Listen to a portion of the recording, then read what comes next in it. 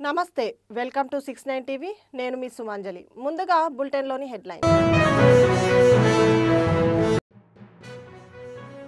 కరీంనగర్ లో పర్యటిస్తున్న Telangana BJP chief రామచంద్రరావుకు స్వాగతం పలికిన కేంద్ర మంత్రి బండి సంజయ్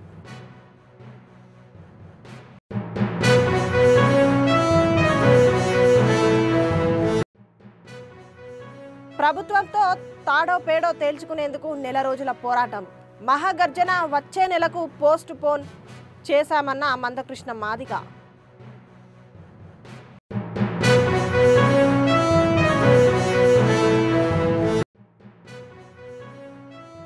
తెలంగాణ వ్యాప్తంగా కొనసాగుతున్న రైతులకు యూరియా కష్టాలు నార్కట్పల్లి అద్దంకి జాతీయ రహదారిపై ఆందోళన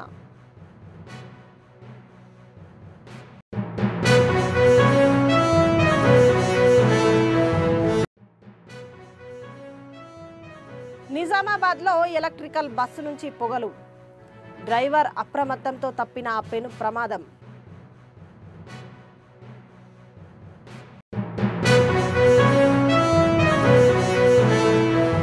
ఇక డీటెయిల్స్ లోకి వెళ్తే తెలంగాణ బీజేపీ అధ్యక్షులు రామచంద్రరావు కరీంనగర్కు చేరుకున్నారు అలుగునూరులో రాష్ట్ర అధ్యక్షుడికి కేంద్ర మంత్రి బండి సంజయ్ ఘన స్వాగతం పలికారు అనంతరం అంబేద్కర్ విగ్రహానికి పూలమాల వేసి నివాళులు అర్పించారు అలుగునూరు నుంచి సత్యలక్ష్మి గార్డెన్ వరకు భారీ ర్యాలీ నిర్వహించారు తర్వాత స్థానిక సంస్థల ఎన్నికలపై పోలింగ్ బూత్ అధ్యక్ష కార్యదర్శులతో సమ్మేళనం జరిగింది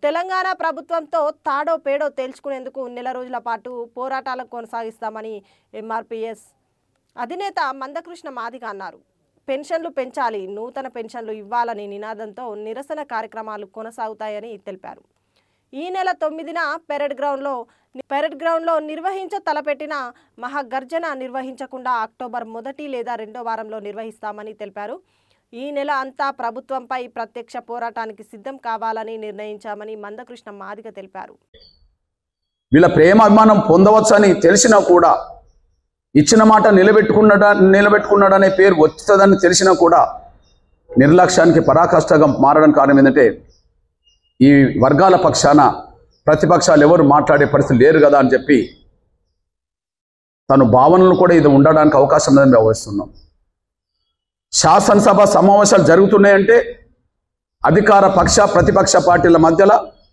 ముఖ్యంగా అధికార ప్రతిపక్షం మధ్యలో వాడి వేడి చర్చలే కాదు అది ఆ చర్చలు ఒక ప్రజాస్వామ్య స్ఫూర్తికి అనుగుణంగా జరిగేది కాకుండా అది ఒక యుద్ధ వాతావరణంలాగా ఒకరినొకరిని దూషించుకునే విధంగా ఒకరినొకరిని బెదిరించుకునే విధంగా ఒకరొకరిని శాసనసభలో మాట్లాడడానికి వీలు లేని భాషతో కూడా వాళ్ళు మాట్లాడుకునే సందర్భాలు కనిపిస్తున్నాయి అంటే శాసనసభలో అధికార ప్రతిపక్ష పార్టీల మధ్యలో అత్యంత పేద వర్గాలు ఎదుర్కొనే ప్రధాన సమస్యలు ఎజెండాగా మార్చలేవు కానీ ఒకరి మీద ఒకరు సవాల్ ఇస్తుకోవడం ఒకరినొకరు దూషించుకోవడం ఒకరినొకరు బెదిరించుకోవడం ఒకరినొకరు అవమానించుకోవడమే ఇది పెద్ద శాసనసభలో జరిగే ఒక తంతుగా మనం కళ్ళ ముందు చూస్తూనే ఉన్నాం ఇట్లాంటి పరిస్థితిలో 55 లక్షల మందిని రేవంత్ రెడ్డి గారి ప్రభుత్వం 21 నెలలుగా పెన్షన్ పెంచకుండా కొత్త పెన్షన్ ఇవ్వకుండా మోసం చేస్తుంటే ఒక ప్రధాన ప్రతిపక్ష పార్టీ కానీ లేదా ప్రతిపక్ష పార్టీలు కానీ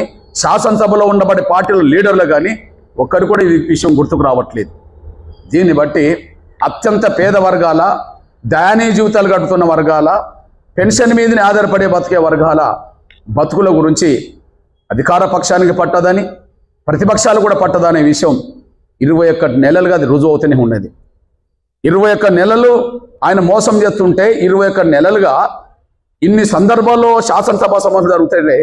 ఒక్కనాడు ఒక్క పార్టీ నాయకుడు కూడా, ఒక పార్టీ నాయకురాలు కూడా శాసనసభలో ఈ అంశాన్ని ఎజెండా చేస్తుంటేనే అత్యంత పేద వర్గాల సమస్యల్ని ప్రభుత్వాలు పార్టీలు గాలికి వదిలేస్తాయి అనడానికి ఇది ఒక బలమైన సాక్ష్యం కూడా మీ దృష్టికి వస్తున్నాను.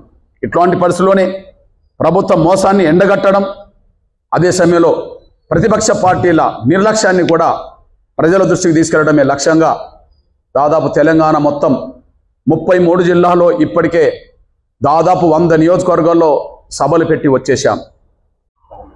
కార్యాచరణ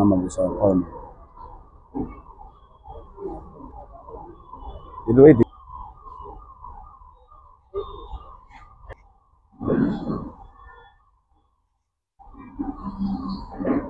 అదే పాయింట్ రాయమన్న, అందుకనే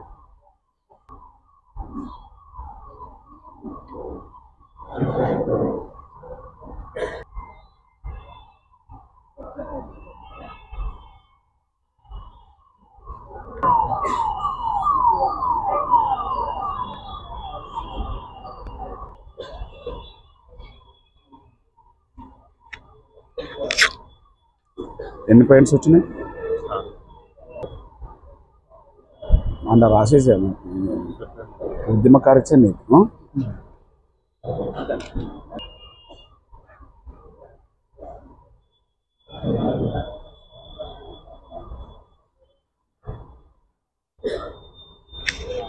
తెలంగాణ వ్యాప్తంగా రైతులకు యూరియా కష్టాలు తీరడం లేదు. ప్రభుత్వం సరఫరా చేస్తున్న యూరియా సకాలంలో రైతుల వద్దకు చేరకపోవడంతో ఇబ్బందులకు గురవుతున్నారు. పంటలకు వేయాల్సిన యూరియా వేయకపోవడంతో పంటలు దెబ్బతింటున్నాయని ఆవేదన వ్యక్తం చేశారు. నల్లగొండ జిల్లా దామరచెర్ల మండల కేంద్రంలో అద్దంకి నార్కట్పల్లి జాతీయ రహదారిపై రైతులు యూరియా కోసం రోడ్డెక్కిన ధర్నా నిర్వహించారు.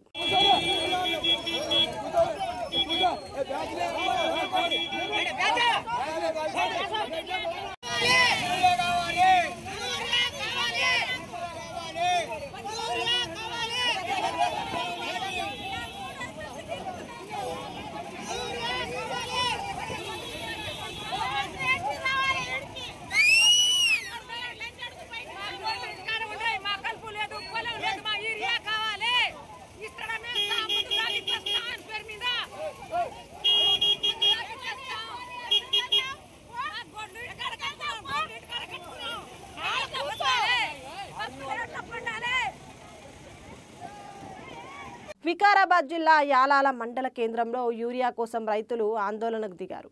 సరిపడా యూరియా లేకపోవడంతో సొసైటీ ముందు నిరసనకు దిగారు. సగం లోడు యూరియా యాలాలలో దింపి మరో సగం లోడుతో బషీరాబాద్ వెళ్తున్న యూరియా లారీని రైతులు అడ్డుకున్నారు. యాలాల పోలీసులు సంఘటన స్థలానికి చేరుకున్నారు.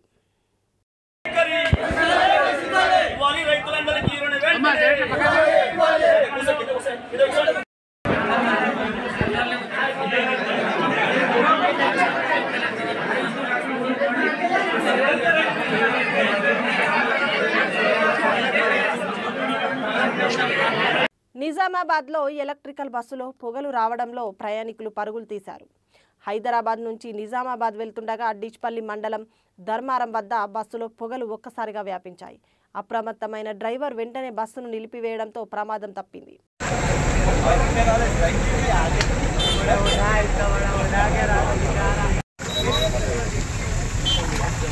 మెదక్ జిల్లా ఏడుపాయల శ్రీ వనదుర్గ భవానీ దేవస్థానం వద్ద మంజీరా వరద ఉధృతి కొనసాగుతోంది.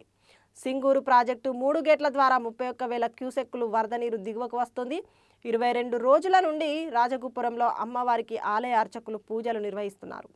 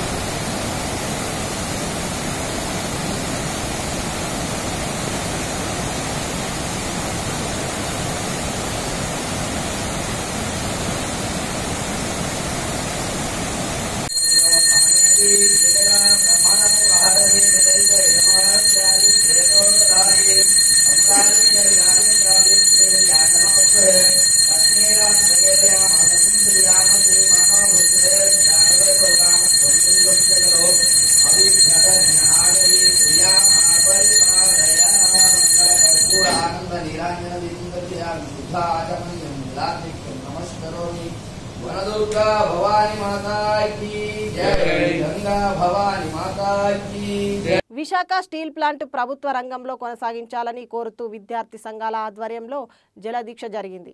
విశాఖ ఉక్కుకు సొంత గనుల కేటాయించాలని, తొలగించిన కార్మికులను వెంటనే విధుల్లోకి తీసుకోవాలని డిమాండ్ చేశారు. 32 మంది ప్రాణత్యాగంతో ఏర్పాటు చేసుకున్న విశాఖ ఉక్కు కర్మాగారం ప్రైవేటు పరం చేయడాన్ని ఖండించారు.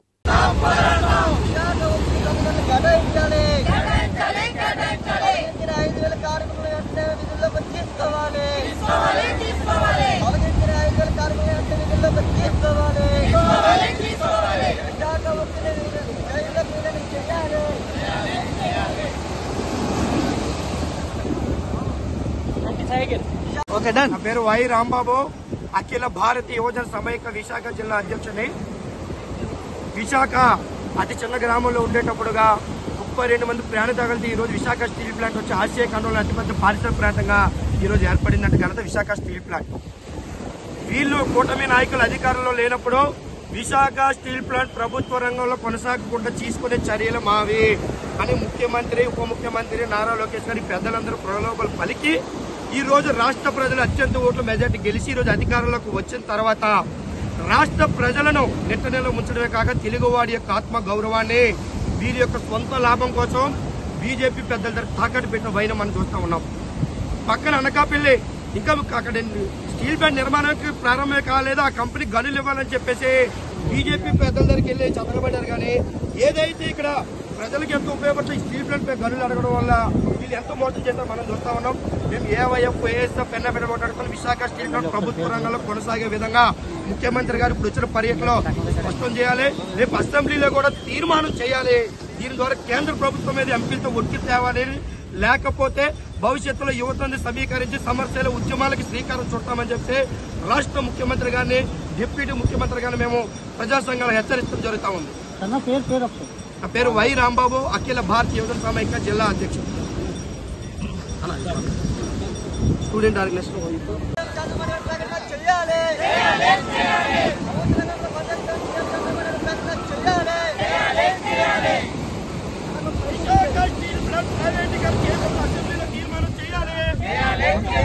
విశాఖ స్టీల్ ప్లాంట్ ప్రైవేటీకరణ తీర్మానం చేయాలి. ప్రభుత్వ రంగంలో ప్రైవేట్ కంపెనీ తాగని పెట్టి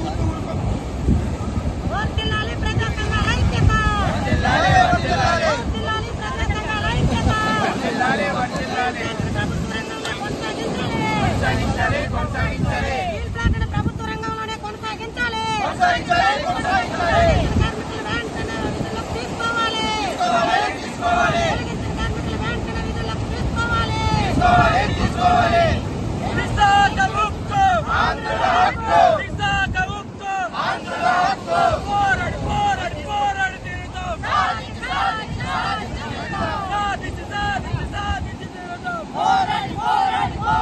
నెల్లూరు జిల్లా దత్తలూరు మండలం సోముల రేగడ ఎస్సీ కాలనీ హైవే వద్ద రోడ్డు ప్రమాదం చోటు చేసుకుంది.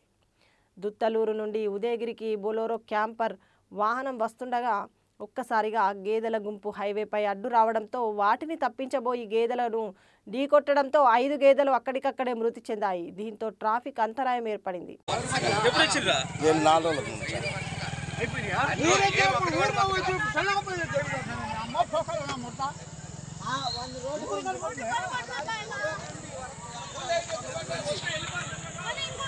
మహబూబాబాద్ జిల్లా ఎంపీ బలరాం నాయక్ కొత్తగూడ మండలంలోని ముసలమ్మ తల్లిని దర్శించుకొని మొక్కులు చెల్లించుకున్నారు.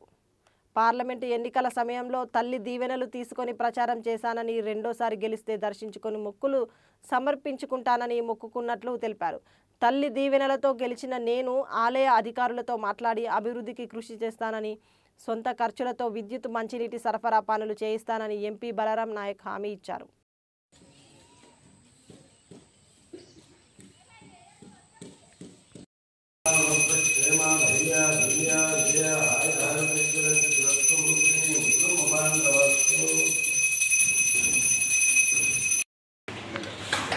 కొద్దిగా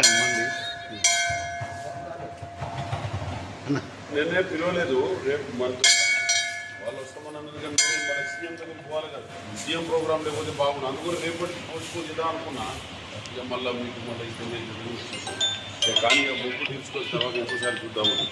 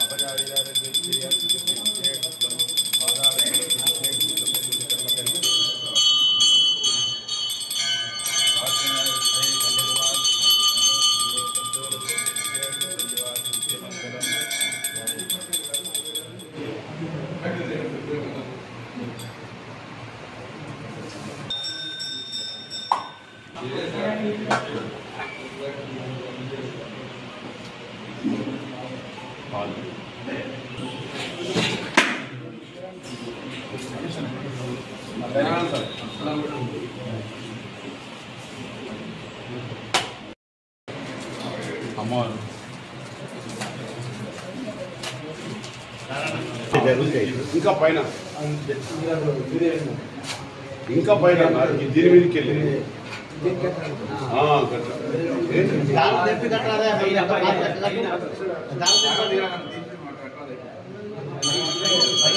ఎండోమెంట్ మినిస్టర్ దగ్గర పోయి మాట్లాడతా ఇది ఒక ట్రైబల్ ప్రాంతంలో ఉన్న అమ్మవారు కాబట్టి అమ్మవారికి తప్పకుండా ఇక్కడ ఏమేమి చేయాలనేది మా ఈఓ గారిని తీసుకొని మా ఇక్కడ ఉన్న బోర్డు గుడిలో ఉన్న మెంబర్స్ కూడా ఉన్నారు వాళ్ళందరికీ ఎన్నో సంవత్సరాల నుంచి ఆదివాసులు ఇక్కడ పనిచేస్తున్నారు వాళ్ళకి ఏమి ఇస్తారు ఈ గుడికి ఏందన్నది రేపు పర్టికులర్ గా నేను ఎండోమెంట్ మినిస్టర్ దగ్గరికి వెళ్ళి తప్పకుండా వాళ్ళకి రమ్మని చెప్పిన ఈఓ గారికి కూడా అలాగే మా మెంబర్స్ కూడా ఉన్నారు దాంట్లో రమ్మని చెప్పిన మండల ప్రెసిడెంట్ కు అలాగనే మా డైరెక్టర్ గారు నారాయణ రెడ్డి గారికి అందరికీ కూడా మా మండల ప్రెసిడెంట్ కు వాళ్ళకి తీసుకుపోయి తప్పకుండా సారన్నకు వాళ్ళకి తీసుకుపోయి తప్పకుండా బోర్డు మెంబర్ అందరు తీసుకుపోయి నేను తప్పకుండా మాట్లాడతా 100% రేపు మాట్లాడి దీనికి ఏ విధంగా చేస్తే దీన్ని డెవలప్ అవుతుందనే మార్గదర్శనం ఆలోచించుకొని తప్పకుండా ప్రయత్నం చేస్తాం ఆగిపోయిన తర్వాత వాళ్ళు చేయలేకపోయారు నేను తప్పకుండా దాని మీద దృష్టి పెట్టి 100% ఈసారి ఆ రోడ్ ఎప్పుడు కూడా అడిగిన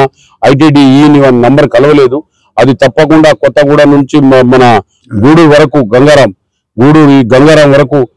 వరకు కూడా అది ఏ విధంగా దానికి చేయాలనో 100% నేను చేస్తా ఇంట్రెస్ట్ గా ఇప్పుడు ఫోన్ చేస్తారు ఆ రోజుల్లో నేనే వేయించిన ఈ రోడ్లన్నీ కూడా నేను మంత్రిగా ఉన్నప్పుడు వేయించిన రోడ్లే ఉన్నాయి తప్ప రోడ్లు కొంతవరకు మా వాళ్ళు కూడా ఇప్పుడు సీతక్క గారు కూడా చేయడం జరిగింది 100% కూడా ఆమె చేసుకుంటూ వస్తుంది కాబట్టి ఆమె కూడా కృషి దీంట్లో ఉంది 100% కష్టపడుతుంది ఆమె నేను కలిసి తప్పకుండా మేము సక్సెస్ చేసే ప్రయత్నం చేస్తాం నిర్మల్ జిల్లా మొగిలి గ్రామ శివారులో 2 ఎద్దులపై చిరుతపులి దాడి చేసి చంపేసింది మసల్గా తాండాకు చెందిన దేవిదాస్ జాదవ్ అనే రైతుకు చెందిన ఎడ్లు తన చేనులో కట్టేశాడు తెల్లవారుజాము సమయంలో చేనులో ఎడ్లు చనిపోయి కనిపించాయి ఘటనా స్థలంలో చిరుతపులి పాదముద్రలు గమనించి చిరుత దాడి చేసినట్లు గుర్తించారు ఫారెస్ట్ అధికారులకు సమాచారం ఇచ్చినట్లు రైతు తెలిపారు 1,50,000 మేర నష్టం వాటిల్లిందని రైతు ఆవేదన వ్యక్తం చేశారు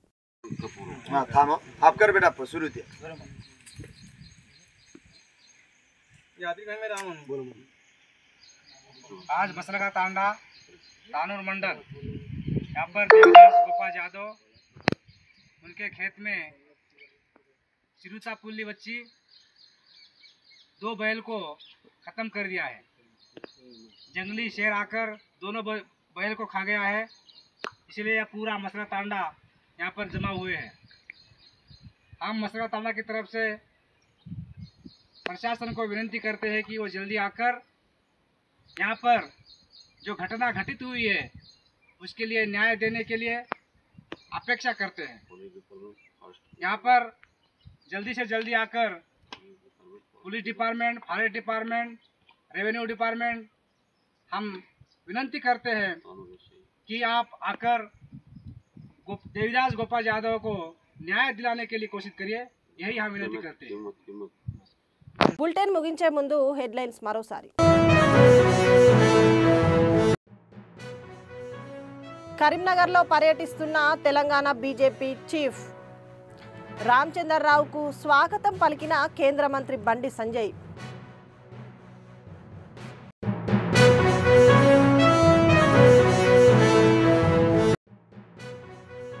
ప్రభుత్వంతో తాడో పేడో తేల్చుకునేందుకు నెల రోజుల పోరాటం. మహాగర్జన వచ్చే నెలకు పోస్ట్ పోన్ చేశామన్న మందకృష్ణ మాదిగ.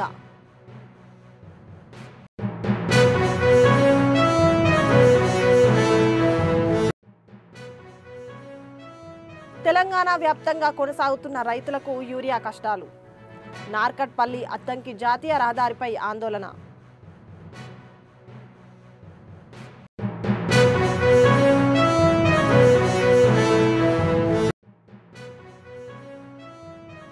నిజామాబాద్లో ఎలక్ట్రికల్ బస్సు నుంచి పొగలు. డ్రైవర్ అప్రమత్తంతో తప్పిన పెను ప్రమాదం.